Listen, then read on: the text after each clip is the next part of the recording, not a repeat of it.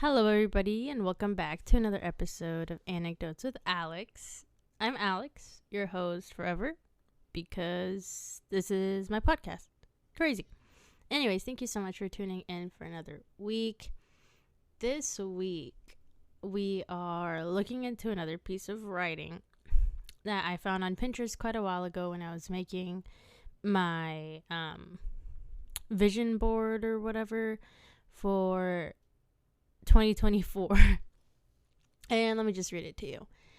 It's called it's not called that. This is how it reads. Let July be July, let August be August, and let yourself just be even in the uncertainty. You don't have to fix everything, you don't have to solve everything, and you can still find peace and grow in the wild of changing things. And that's wild because it's true. It really is true. The two parts that really kind of resonated with me of this poem or writing is the just let yourself be in the uncertainty and you can still find peace and grow in the wild of changing things. And I think that's something that I really, really struggle with. Change to me means my concept and my idea of what was going to happen has been thrown off completely. Like now I'm completely in the dark and I don't know what to do and I'm not prepared. And so for the longest time and even now, it irritates me when things change. I am such an idealist. I wish everything could just go according to plan. And it would all be so simple. My goodness, if everybody could stick to the plan, then my life would be so much less complicated. And unfortunately, that's not the way it goes. And this piece reminded me of when I was like, 17, 18 or whatever. I was senior in high school. And I knew exactly what my life was going to look like for the next, up until I was 24 or something. I knew exactly where I was going to go to college. I was already looking for roommates. I knew where I was going to dorm. I figured I'd be an RA. I knew exactly how I was going to pay for college. And, I had my life figured out. I thought I was going to be on the rowing team. I think they had a rowing team. I was like, yeah. Oh, I'm going to be a bad bitch and I'm going to join the rower team. And as life would have it, that did not end up happening. And fast forward now to me being 23, I have not graduated from college. I am actually attending the college that was the last of my preferences. In fact, it wasn't even in my top, I'd say 5. I think I wanted to go to New York over this, which is crazy to think about. And so during that time, I made the decision to enlist in the National Guard, solely to be able to help with my family's immigration situation, as I knew they had some benefits and stuff. And, my parents had come to me with this information. And it really is one of those things where you're put in a situation where it's like, well, if I don't do it, and if I just don't take one for the team, basically, I could just do this real quick, help my family out and move on with my life and, whatever, go back to college and be a cute little college girl. However, that did not end up happening at all, actually. And I remember very vividly one specific instance where I was going to try out for a scholarship or something, and I believe it was for a full ride anywhere in the state, something like that. It was pretty prestigious. I remember it being, and we were driven an hour and a half to go do interviews for it, and I was so confident. I was like, this is my bag, I got this. And I'm interviewing, I feel really good, and at the end they asked me some questions. They asked me if I had questions for them. So I brought up the fact that, I enlisted. And because of this, that meant that I was going to be starting, I believe it was going to be winter term, just a term late to school. And that gagged them. They they were like, oh, well, that means you're ineligible for the scholarship. And then they kind of had like a little mini talk or something like that. I don't remember. It's been a while, but I remember the feelings that of sitting there. And basically they came back, and the way they said it, I remember being kind of odd. They said it in a way of kind of like, you were a really strong candidate, like you had it in the bag, but because of this specific thing, you are ineligible for the scholarship. Come back next year and we would absolutely love to talk to you again. Girl, no, that's the last thing I want to hear. And I remember I was like, oh, thank you so much. Girl, I was trying to hold back tears the entire time. And I go out into the little waiting room or whatever, and I just start crying. I can't even hide it. I was so disappointed that was the only thing. And in that moment, I was like, God damn, I should have never enlisted. It ruined my life, like blah, blah, blah, blah, blah. And it was so like heartbreaking. And I cried the whole way home. I remember this too. And God bless Miss Bustillos, my counselor. I love her. She bought me ice cream on the way back. We stopped at like a gas station or something. But anyways, that day made me absolutely regret my decision to enlist in the military, regardless of the reason. I knew deep down I would figure it out, right? I'll still get a way to pay for college. I'm sure, the military will be of some help. Whatever. But in that moment, it just felt so like, why can't I just have it all? And which is a very interesting also sense of, I think, like almost entitlement and confidence, almost arrogance that some of us, I think, have when you're 18, 19 and you think the world is in your hands and you're going to devour the world. And then, consequently, you're humbled shortly thereafter. But yeah, basically all this just to say that I wish I would have maybe come to peace with the decision and had a little bit more, I don't know how to phrase it, like standing my ground. Like, it's okay. That's okay. Let's just move on. And I think it's totally okay to grieve decisions or possibly mistakes that we think we've made. But that is something that I do struggle with, like that sense of, if I hadn't done this, if only, or I should have known, or if only I would have done this, then this wouldn't be happening. And it's this weird sense of control, I believe, that we want to have over our lives, and that I want to have over my life. And it just throws you for such a loop when things don't go according to plan. And another example, I guess, or here's the anecdote of it all, a lot of stories about my life. In that moment, like I said, I regretted the military. I was very upset. And then I go to training, almost like a year later, and I love it. I love it so much, in fact, that when I come back, I want to go active duty. I talked to my unit. I told them, send me away. Give me the paperwork. I want to leave to be active duty. I want to be a soldier so bad. And that was quite interesting, because in that mindset, in that specific point in time, of course I didn't remember how terrible it felt when at some point the military was kind of my obstacle, right? And then now here I am wanting to go active duty full time, 24/7. I love America. But that didn't end up happening, whatever. I just couldn't do it because I have a contract here. And then I come back from training and I'm bored at home. I get a job at Home Depot when suddenly one of the people that helped recruit me calls me up and asks if I want to have some recruiting orders and just kind of help them out with recruiting, whatever. This was during the beginning of the pandemic too. So I figured, hey, this is like a good in between since I really wanted to go full time. This is a really good full time opportunity, and the pandemic's coming up. So it's good money because they're not going to close the army down, are they? So I do this, and I'm supposed to be going to college at this time. And so I start taking a couple classes here and there.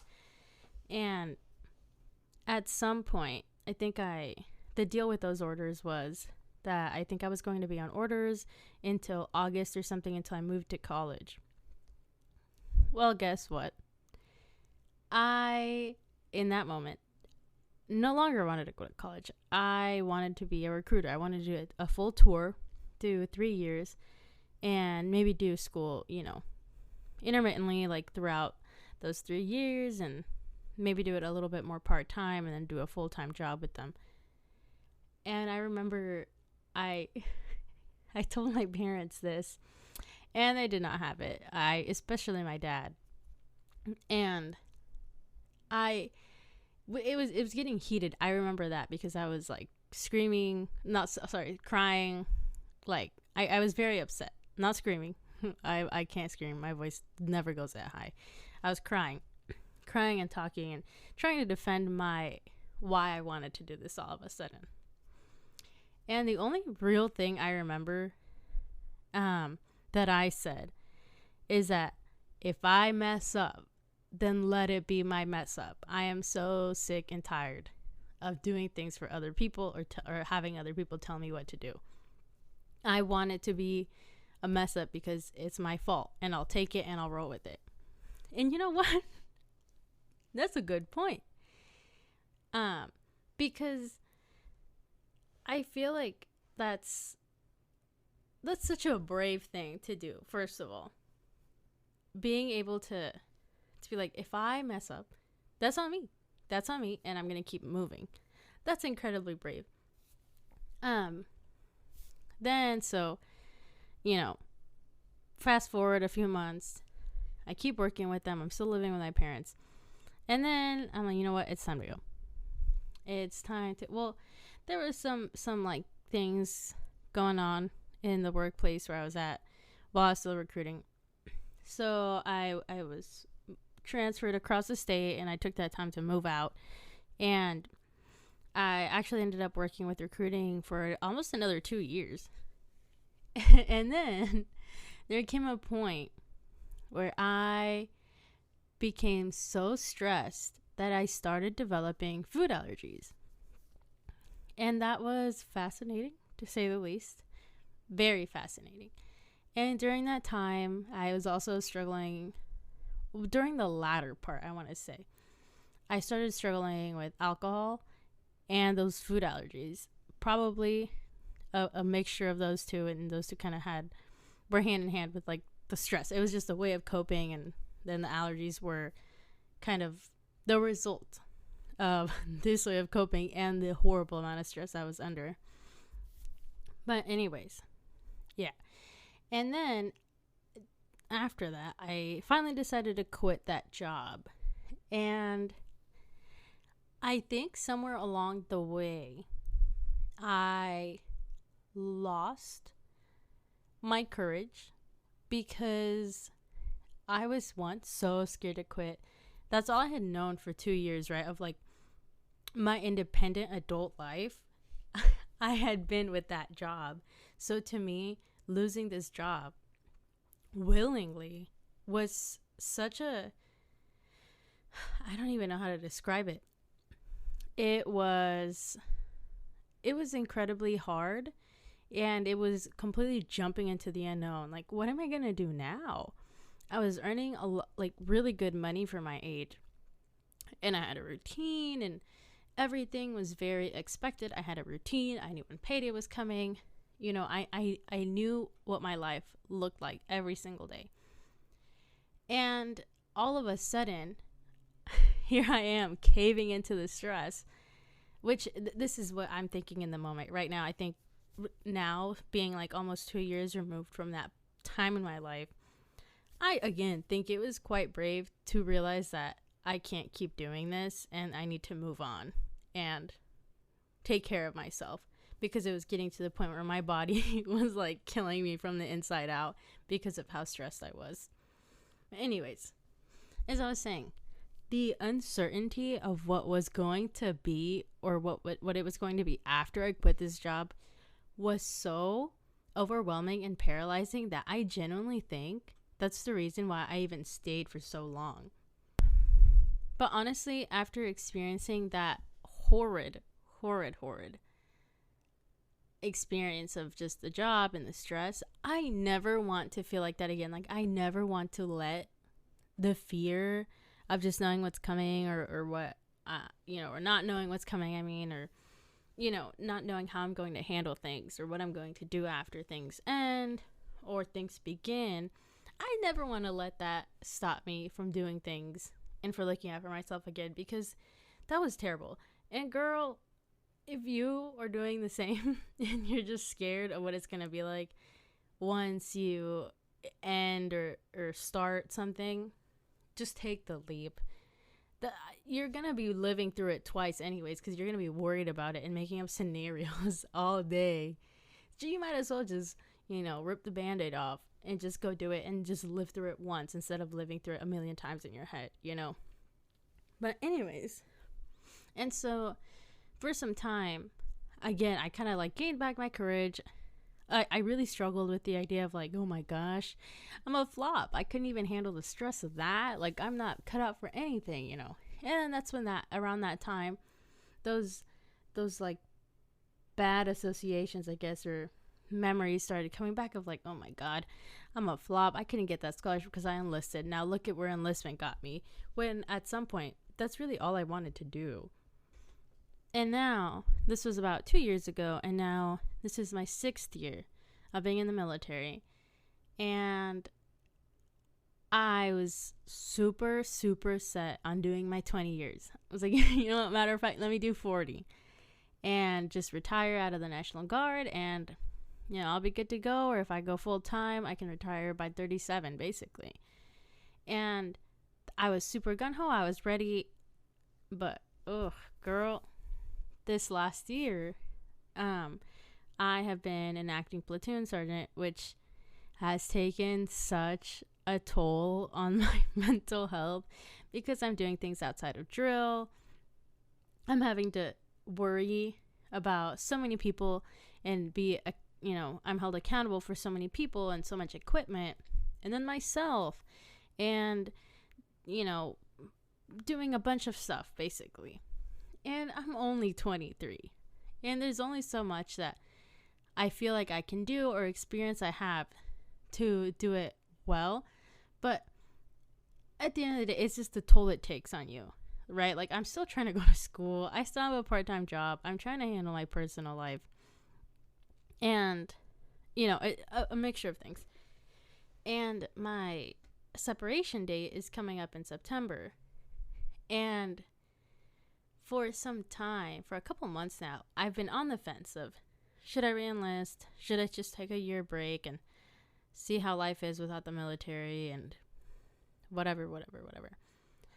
And yesterday, I worked for TJ Maxx, and I was, doing my little jewelry. I was in jewelry. And I was thinking, man, I think I just want to get out.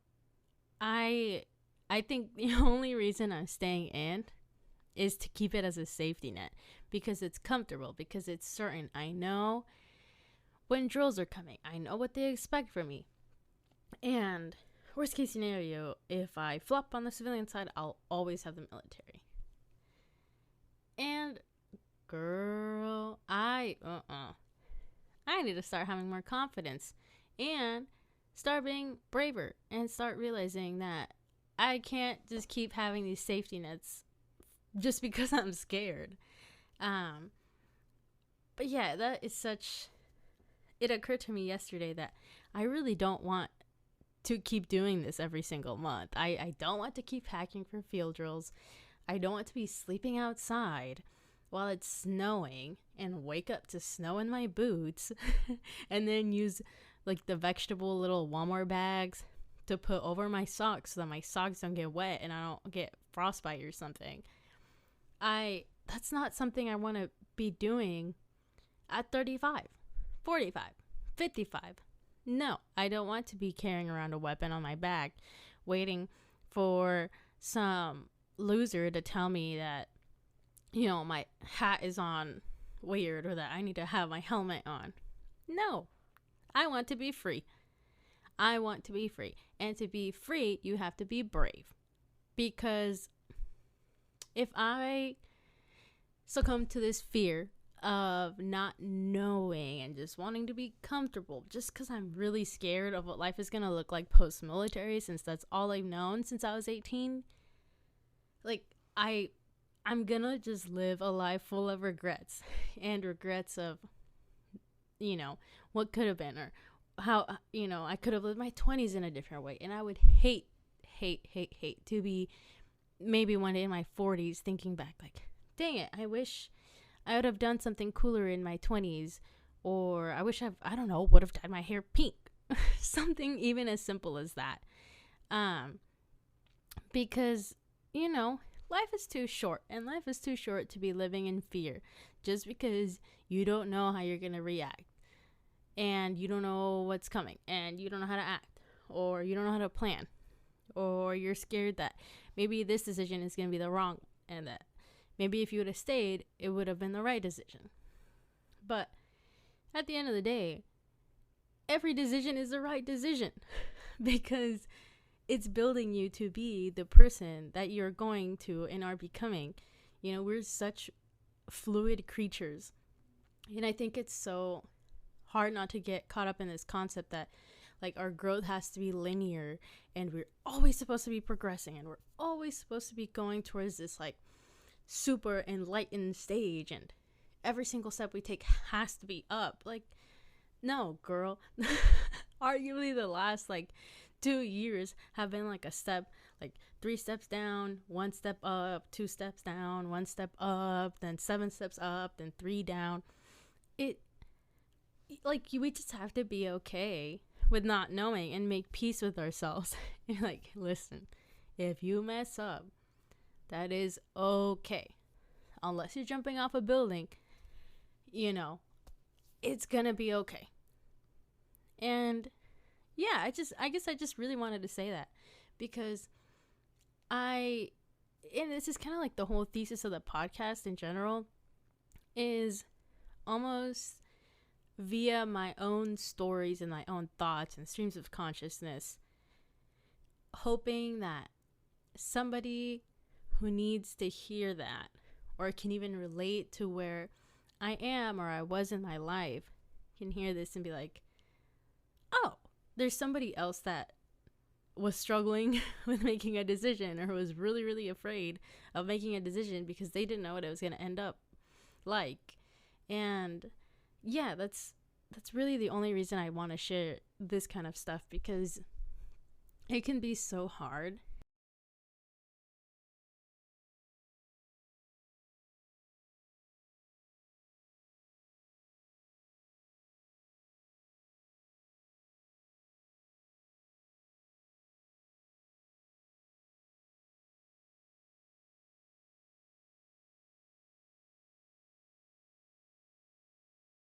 Superficial, I guess is what I'm trying to say. And I don't even know. Basically, and it can be super lonely as well to try and go through life without relating to anybody, or maybe without having kind of something to, I guess, yeah, just relate to and feel seen with.